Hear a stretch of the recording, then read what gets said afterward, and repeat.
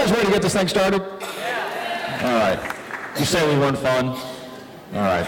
That's okay. Keep on tweeting. Keep on tweeting. Our first candidate that is here today is Sarah Albanese, former councilman, managing director at Mayoral Financial.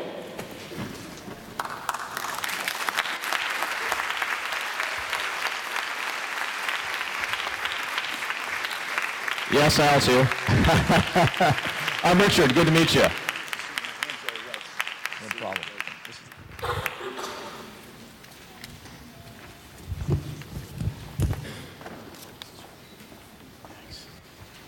How'd you get here today? With great difficulty. Yeah. It's only during rush hour, right? No, it really wasn't too bad. Oh, that's good to hear. So, Sal, you probably heard the way we're doing this. 4 questions, 90 seconds each. We'll have cards right here in front so you know where we're going.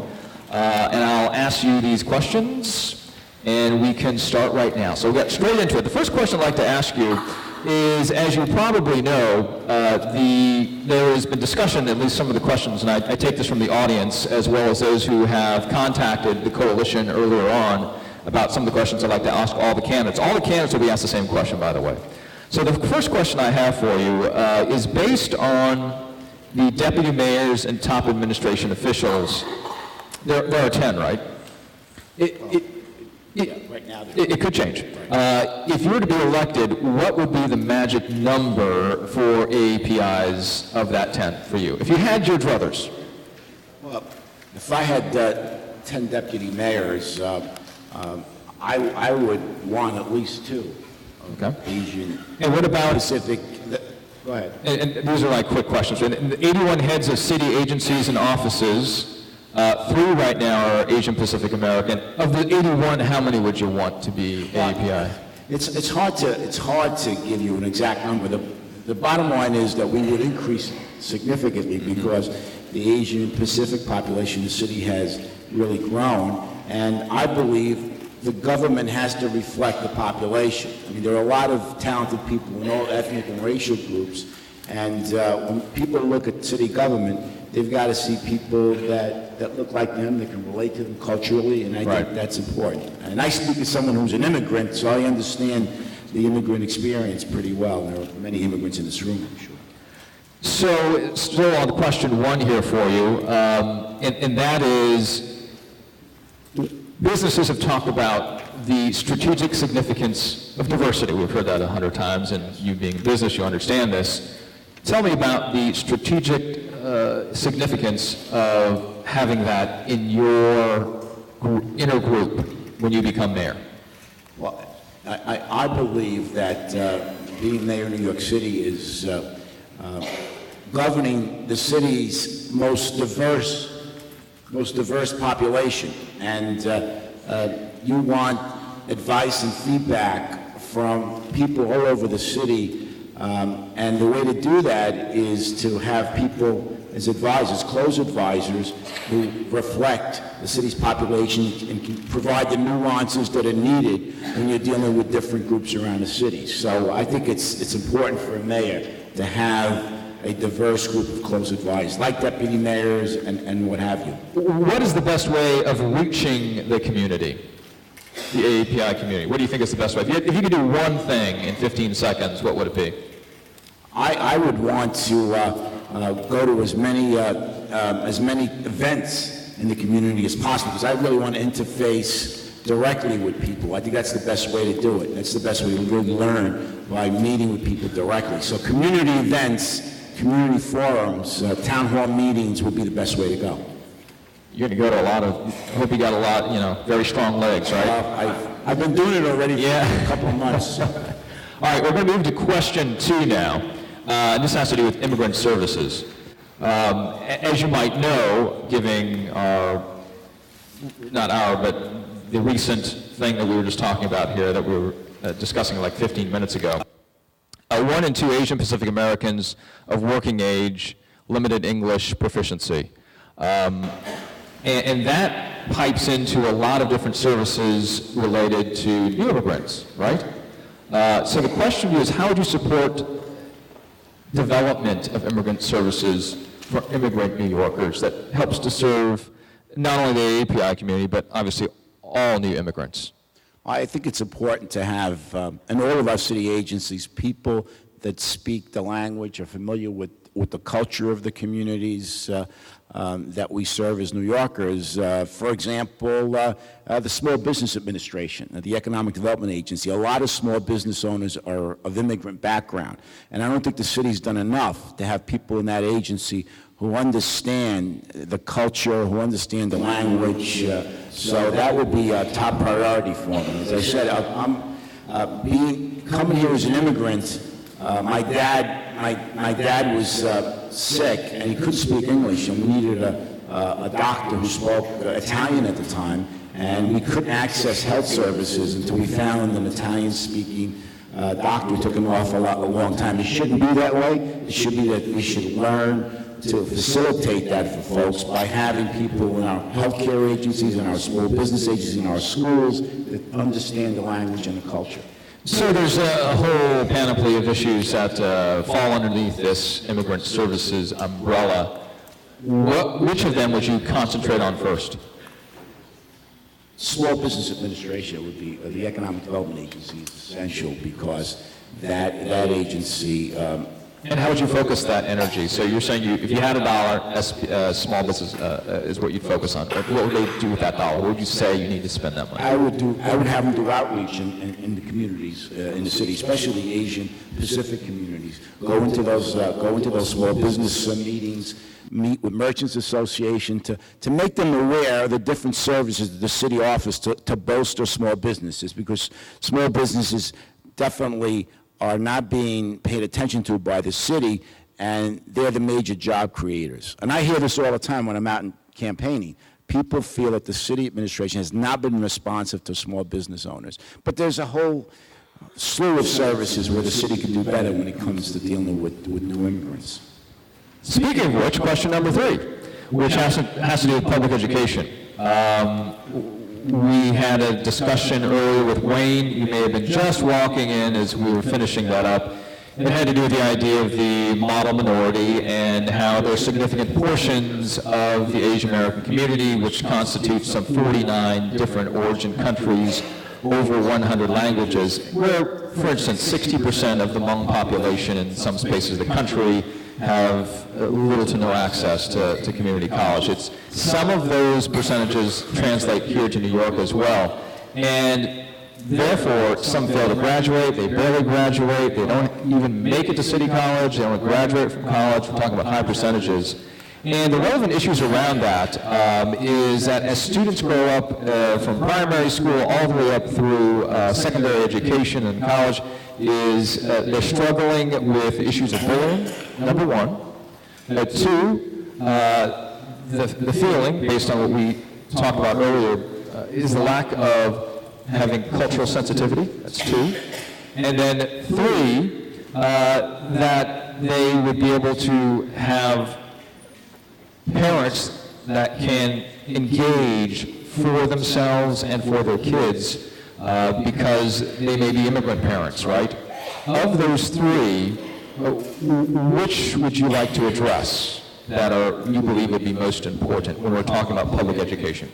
Well, I think that it's essential that in our public schools we have people that are bilingual, that speak the language, particularly in schools. We have a large Asian Pacific community. It's essential that we have people who understand the culture and speak the language. Their guidance counselors, their teachers. We make sure that the bilingual education program is funded properly. I'm the only candidate in this race that's a former school teacher. I taught in the New York City Public Schools for 11 years.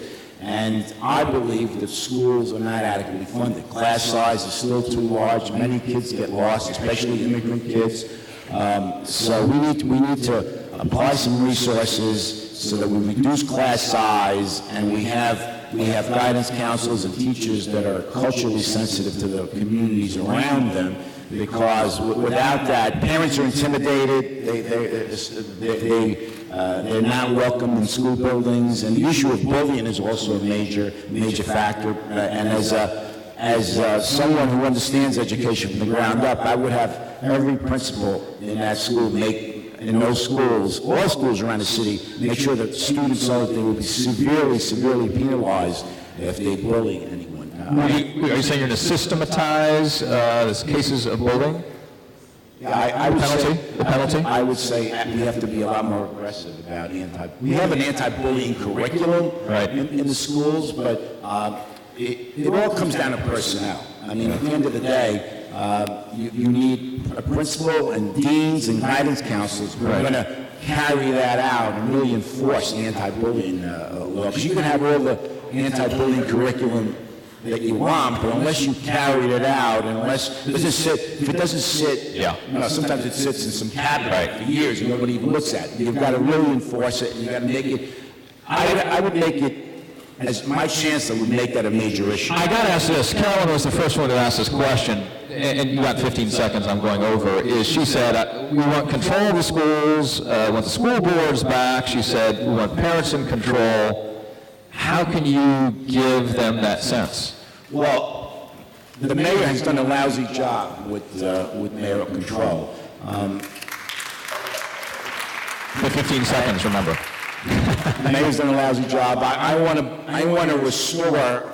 I want to fix what he's broken. So I want to be held accountable for the system. I want to make sure that we bring back the local superintendents and where actually teachers and parents know where to go to deal with issues. Right now, parents are shut out of the process. I want parents involved. They're important not only for improving the individual schools that they're active in, but they're also a great constituency to make sure schools don't get shortchanged in the budget process. But I'm committed to involving parents, and I'm committed to streamlining the process for principals and teachers to have a line of authority so that they can speak to somebody instead of this top-down approach that we have right now.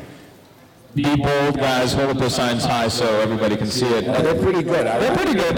We'll try to look away once in a while. The stop is like... But they're good. Go bold, go strong with those time signals. Otherwise, we're just going to keep on going. Let's move to question 4, and that is housing. What's your idea about creating new, truly affordable and safe housing and maintaining the affordable housing stock? Well, I think it's a real issue because everywhere I go, people are asking about affordable housing. I have a three-step plan. One is to ensure that the formula that we have in place is amended. Right now, when developers are building what they call affordable housing, it's 80% market rate, 20% affordable housing. I want to change the formula to 70-30 and make sure that the 30%, which is supposed to be affordable, are really affordable by doing surveys in the area. And I want to provide incentives for developers to build affordable housing. The second thing I want to do is work with nonprofit groups by giving them, nonprofit developers, by giving them land and providing the infrastructure so that they can build affordable homes. And third, I want to make sure that the New York City Housing Authority is adequately funded. There are many apartments that are off the market at the New York City Housing Authority because they're so devastated. So I want to rebuild them and put those apartments back on the market. How will you incentivize private investment as well as how will you get the money to put for those parts that are publicly funded? Was it about housing? Yes, housing. Well, I think you make housing a priority. Mm-hmm. We have a $70 billion budget, and it's all about priorities. Affordable housing will be one of my top priorities because there's such a need for it in the city. Well,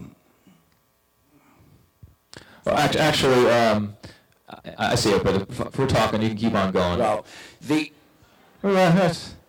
I know. All of a sudden, I'm like, oh, we can talk as long as we. No. The other thing that I'm the only candidate in this race that's not accepting money from developers. Not because I'm anti-development, but because I want to get to City Hall with the ability to make decisions on the merits. And that means sometimes you got to tell developers that they can't have huge tax breaks to build luxury condominiums,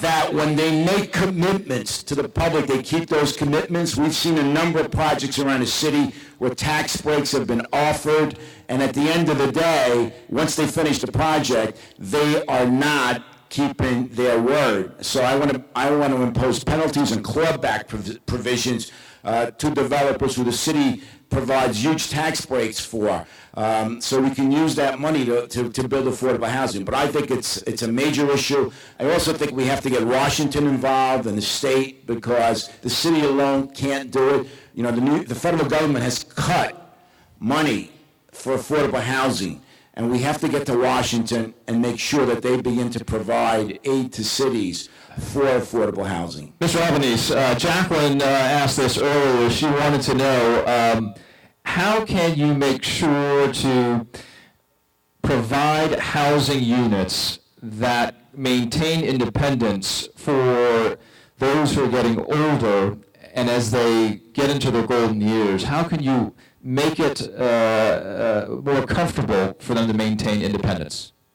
Well, I think there are a number of projects around the city that are federally funded, senior housing, that provide assisted living for them. They have services on site. I just think that we have to build more of them. There are a couple in my area of Brooklyn that are, one of them is sponsored by Lutheran Medical Center, which is a tremendous complex called Shore Hills, and there are a number of those around the city, but the last 10 years or so, not many of those have been built because federal funding has dried up. One of the things you can do as mayor is you can go to Washington and use the bully pulpit as a way to get federal funding for senior housing, which is essential. And one of the positive things is the population of the city, the population of the country is graying.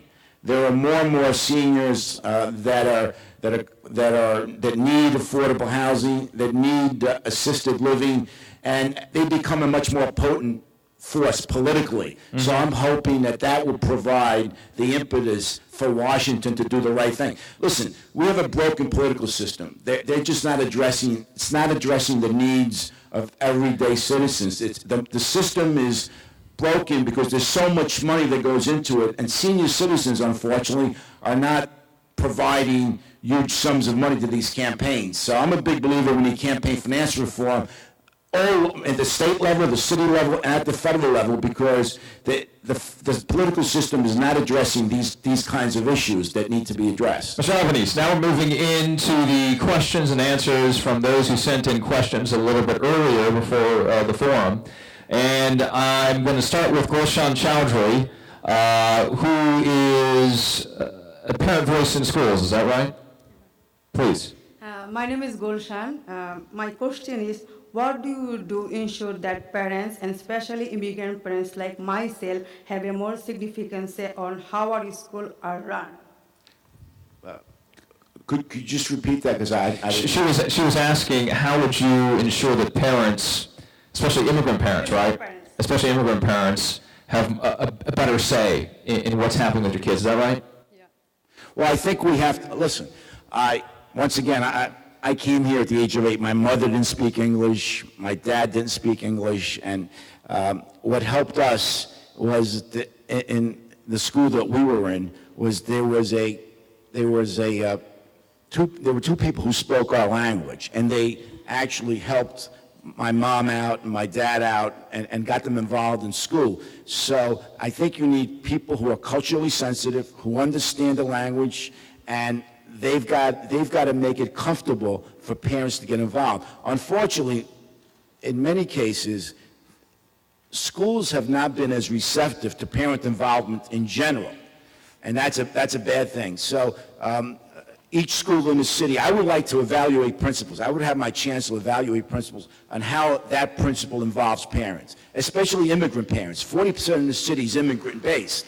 So we've got to get them involved because they're important to a child's education. We know what works when it comes to educating youngsters. It's a good principal, good teachers, and parental involvement.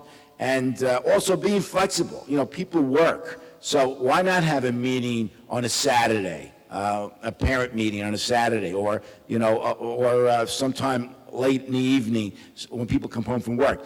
In other words, I want to make it as simple as possible for people to get involved, and I want them to be welcome in school buildings. And you need people who understand the language and the culture to do that. And there are... Who's your advocate growing up? You're an immigrant. Was it one of your parents that would go to school and say, hey, Sal needs this? Well, I'll be honest, that my mom was, but she worked to support us. She was a garment worker. My dad was disabled, so she wasn't as involved as much as she should have been or wanted to be, because she worked 10 hours a day trying to support us, so it was difficult. But what would have worked for her perfectly, you think? What would have worked for her is home visits by some of the staff. That would have been helpful. But fortunately, they were, as I said, two people who spoke the language in that particular school, which did help us, and they understood our situation and try to make it as simple as possible for us to be involved in school. Thanks for sharing that. Gulshan, you fine with that? Yeah. Okay, you bet. Now over to Karen Yao here. I'm the incoming executive director for the Coalition of Asian American Children and Families. When the city issue reports, it's Asian Americans are not mentioned or simply characterized as the other. So, well, I think the city has not caught up, and has not been responsive to the Asian Pacific community as it's grown. Unfortunately, city government is reactive, and that's why what you're doing here tonight is great, because you're sitting down with all the candidates running for mayor, you're making them know. Under my administration, we will have a major focus on... And my question is, not only has Asian American community grown, but we have also become much more diverse Yes. and complex. So given our complexity and diversity, how would you enforce the city's efforts in collecting and disaggregating the data about each of these communities? First of all, we would make it mandatory that we need annual data on the Asian Pacific community in the city, and we would have liaisons to all of the different groups within that community to make sure that the data is accurate. Look, the city can do that. It's just a matter of political will. And once again, as being, I think myself and John Liu are the only immigrants that are running, so I'm going to be very sensitive to the immigrant experience. And part of that is making sure we find out what actually is needed. And the only way to do that is by getting data. That you can't just guess what's happening. Working with nonprofit groups like yours and others, I assume it's a nonprofit that you're involved with. I mean, there are so many links to the communities out there. We just have to bring them into the fold and get the data and information and work closely with them. And I think in the long run, it's great for the city, because we want to mainstream folks and get them involved in our educational system and get them involved and becoming active citizens and taxpayers. Mr. Albanese, what are you going to do with that data? There was a question that was asked earlier by Bob Lee, the second Bob Lee, about cultural awareness, and this might fit into that place, and that's complexity. What are we going to do with the data? Yes. Well, obviously study the data and see what the needs are, what the needs are educationally, what the needs are in terms of public safety, healthcare needs. Are people receiving preventive care? All of the things that we need to run a city and provide services will come from that data. If you don't know what's going on in the community, you really can't provide adequate services. You can't operate in the dark. And also, whenever you're bringing people in to make them part of the process, they begin to work closely with government officials, and you're able to provide the services that they need. How would you describe the community, the AAPI community? Would you say it's fairly simple, fairly complex in terms of the different groups? Oh, it's fairly complex. I mean, it's a very diverse. It's a very diverse community, unlike other communities. For example, I'm of Italian American descent. There isn't that much complexity there. I mean, because you don't have a slew of different nations involved. I mean, when you're talking about Asian Pacific, you're talking about people from the Philippines, from Bangladesh, from Pakistan, many different countries, Malaysia, Singapore. I mean, and every one of those countries has their own little cultural nuances that you have to be aware of. So we have to make sure that we don't think the Asian Pacific community is simply Chinese or Japanese. It's very complex, and probably more complex than any other community in the city. Karen, you have a follow? Thank you for your response. Oh, you're welcome. And I have a third question, and this is from Cameron Nan. Yes, good evening. My name is Cameron Nan. I'm a program coordinator from Mekong.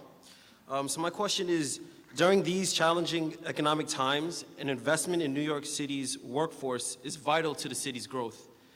What is your plan to grow the local economy in a way that creates good-paying jobs that offer a upward mobility for low-wage and immigrant workers?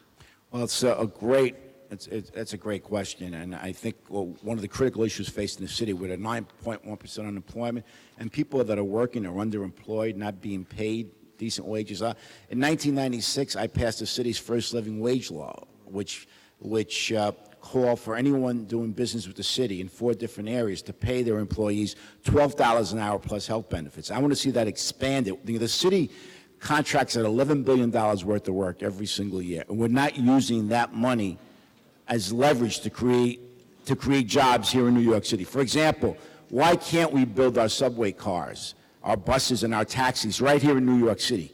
That would create thousands of living wage jobs. Why are we not utilizing that great power that we have, which is, by the way, the economic power in New York City is as large as some major countries, and it's just not used to help New York City residents because they're not paying attention to it. It's not a politically sexy issue to address that. And also, you have people who think that if you pay somebody a living wage, you're going to bankrupt the city. Well, I did that in 96. The mayor said that my program, my wage would hurt the city. Not at all. What it did do was it put $3 billion in the pockets of 70,000 workers, and that money gets recycled into the city. So I want to use the leverage that we have. I also think that we need to train folks better. The community colleges are essential to helping us train people. Technology and engineering is now beginning to become a major industry in the city. Roosevelt Island has now a technology and engineering program. And there are a lot of companies that are working with Cornell. I want to ensure that they hire New Yorkers. We'll say to them, look, I'll pay for the training. The city will pay for the training, and you tell us exactly what you need, and then you hire these folks, and we'll provide that benefit for you. So that's something else that we need to do. Better training and using our community college and linking them with companies so when they come out, they have real jobs. Cameron, do you have a follow-up? No, that'll be good. Thank you. Mr. Albanese, you're getting it easy from our questioners today, huh? I don't know about that. They're great questions. Well, I'm here, so hopefully, let me ask you this. This came from a little bit earlier from Liz Oyang, and this has to do with immigration reform, and this is her specific question earlier. She said, which of the senators have you called regarding the immigration reform bill, and what did you say to them? And if you haven't, what would you say to them? Well, I've been at press conferences. I've been issuing statements as part of my campaign for all of the senators as a candidate for mayor, to pass the DREAM Act. There are 11 million people waiting to become citizens, and we need to give them a pathway to citizenship. And I just can't understand why we can't get this done. So I've written to Schumer. I have. What did you say? Well, basically, passed the DREAM Act. And he's pretty. That has got to be the shortest letter I've ever written. I mean, the fact is that our senators in New York are very supportive. Gillibrand and Schumer are supportive of the DREAM Act. You really don't have to lobby them that much. It's some of these folks from outside of the blue states, middle America, for some reason that are appealing to anti-immigrant feelings. But we have 11 million folks that are here, that want to be citizens, that have been here a long time, and we need to facilitate that. As mayor, I'm going to do whatever I can to make sure that I work with those folks that are here by making sure that they receive all the services that they need, whether it be health care, whether it be schools. We're not going to play footsies with the immigration authorities, because I believe that this is a great city that was made great by immigrants, and we need to give them a path to citizenship, and they should have the services that they need.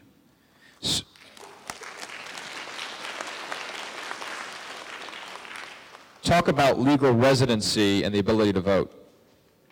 Well, that's an interesting issue. Mohammed asked that earlier, so I have to ask that for him. That's an issue that my campaign is studying right now. There's a bill before the City Council that talks about giving legal residents the right to vote in municipal elections. We are looking at that. We haven't made a decision yet. The time frame, 6 months, is a little bit. I would like to make sure that it's longer than that. So I have an issue with that. But we are studying that bill. Is it constitutional? That's a good question. That's what we're looking at. That's a good question. When do you think you'll come to some understanding? Well, we're going to talk to a lot of people. Danny Drum is the council member that sponsored the bill. He's from Jackson Heights, and we're sitting down. Isn't that great? You say Jackson Heights, and then I was saying. It's a great neighborhood, by the way. I was saying, who goes to LaGuardia Community College? It's like a peep. But we're going to sit down with Councilmember Drum and explore options for that bill, and see if we can come to some sort of an agreement on it. Last question on immigration reform. As you know, there's over 300 amendments right now being tossed around, right? Yeah. Which one stands out to you that you think this group would like you to address? Well, the amendments to the DREAM Act you're talking about? I'm asking you. Well, Listen, here's what I want. I want the DREAM Act to pass so we can give people a path to citizenship. That's really my objective, in as short a time as possible. Because I've talked to people in my community who are here a long, long time, and they just live in they're always concerned about being prosecuted and having access to services. So my objective is to get the DREAM Act passed as quickly as possible and make people who've been here a long time contributing to making America great, New York City great citizens. That's really my objective. Why would the AAPI community care about the DREAM Act?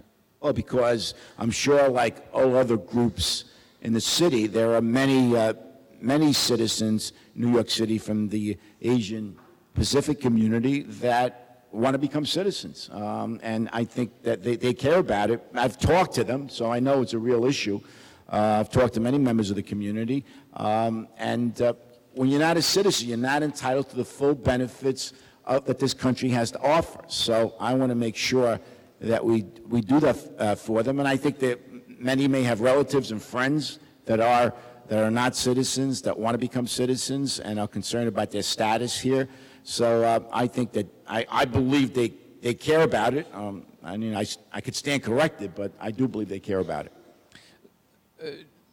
Mr. Albanese, I also want to ask you regarding that, when we talk about dreamers, there is also the issue of LGBT partners in the immigration reform bill and some of the nuances related to that. How would you describe how that comes into the discussion for this community?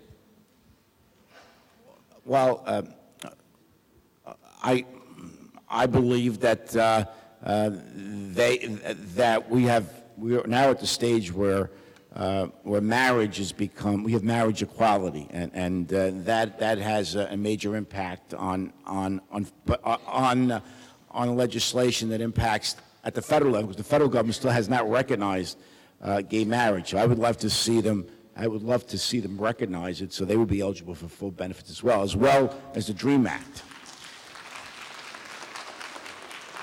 I want to finish off with this, and this has to do with something that you feel you foreshadowing, I think, this question a moment ago, and that has to do with transportation. Right.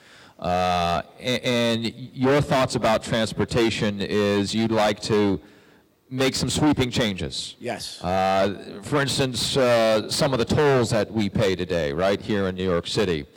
Some of the bus services that you'd like to offer to reach all boroughs. Why do you think that's important for New York City? Well, transportation is an area that has been neglected politically. So as a result, our mass transit system is underfunded. And I want to make this a principal effort of an Albanese administration. I have released a comprehensive mass transit plan which calls for a couple of things. One is that I want the city of New York to be responsible for mass transit. Right now, the MTA controls it, and it's a mess. We don't even know how much money is being spent here in the city. So I'm going to lobby the legislature to make sure that that happens. Second, I want to add tolls to bridges that have a lot of mass transit options and reduce tolls to bridges that have to bridges to areas that have limited mass transit options. That means reducing tolls on the Verrazano, on the Throgs Neck, on the Gil Hodges bridges, and make it fair and equitable around the city, and also be responsible for the air would be a lot cleaner and would also raise $1 billion in revenue, which we would use to keep mass transit affordable, because it just went up 10%, 9 to 10%.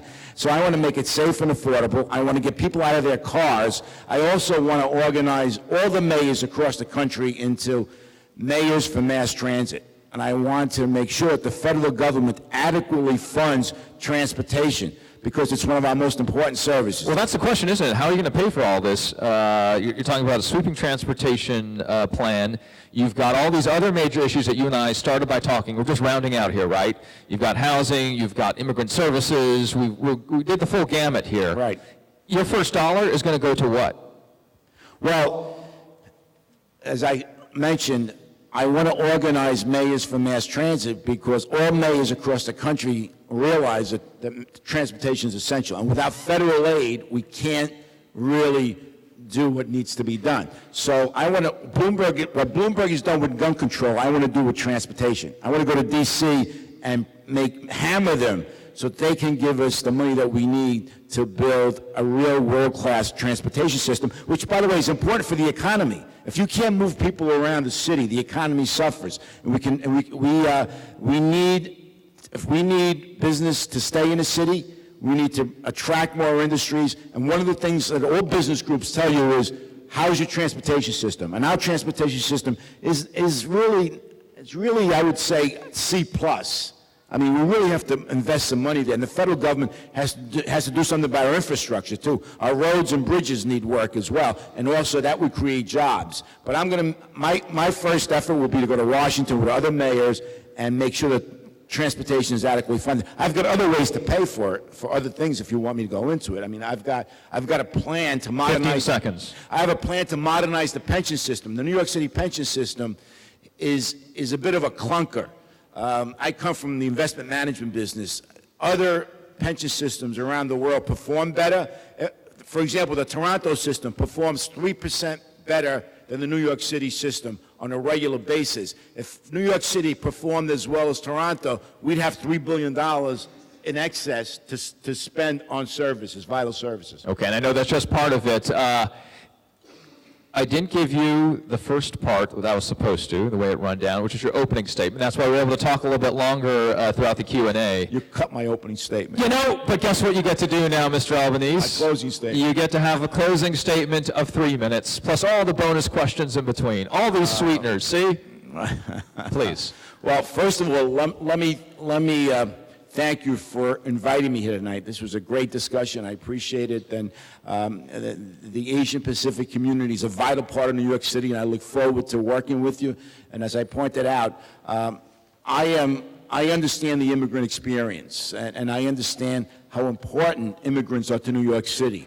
I think you know a little bit about my background. I came here as an immigrant at the age of 8. My mother raised us in a working-class neighborhood in Brooklyn on a garment worker's salary. The public schools, the libraries, the sports programs, the City University of New York, they all helped elevate my family from the working class to the middle class. I want to do the same thing for future generations of New Yorkers. And then I'm concerned that the political system is letting them slip away. Now, you have a choice in this election. You can select your run-of-the-mill candidates who are career politicians who spend a lot of time bickering rather than solving problems, or you can elect somebody with an independent record who is a school teacher who understands education and also has lifted the wages of workers before with my living wage law. So this is an important choice in this election. And I'm proud of the fact that I'm the only candidate who is not accepting contributions from lobbyists or developers, and I'm committed to putting the people in charge of City Hall. That's why I'm running. I want to build a safer, smarter, and fairer city.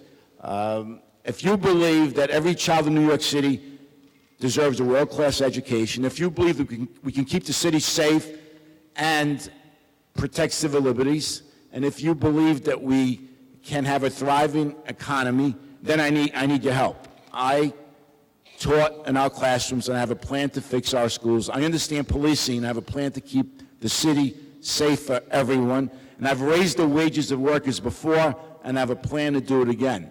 So with your help and with your votes, we can make New York City, the world's greatest city, even greater. So thank you for having me here tonight.